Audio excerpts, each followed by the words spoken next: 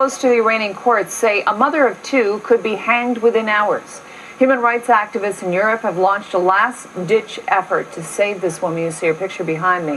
Bahram Soroush is a member of Iran Solidarity UK, an organization that's been at the forefront of efforts to stop the execution. He joins me now from our London studio.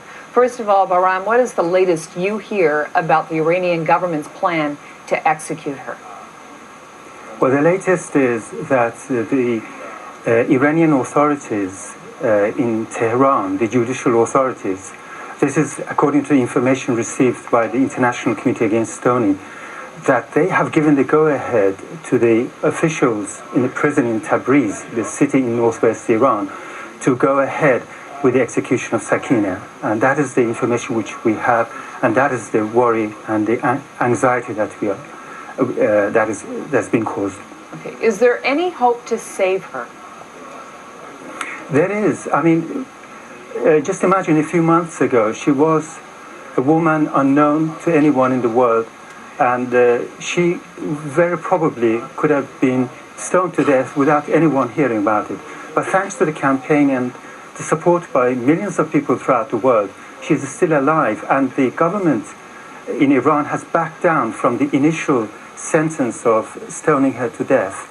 So we want to carry on the fight to make sure she is freed, because she's innocent, she hasn't done anything, and it's just that the regime in Iran is framing her now. They're trying to pin a charge of murder on her, which has never existed in her case. She was sentenced to die by stoning, and because that is the fixed penalty for adultery, which is illegal under this barbaric regime in Iran. Okay, so that's what you're fighting. Are you fighting against the law itself, or are you fighting for this particular case, saying that women shouldn't be stoned if they are found guilty of adultery?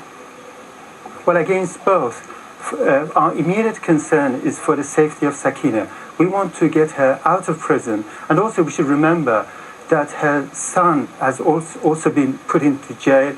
Her lawyer is now in jail, and two German journalists who were trying to interview her lawyer and her son, they are now in jail as well. So you can imagine what is going to happen to her. So our immediate concern is to get Sakineh out of prison, and all those others who are in prison.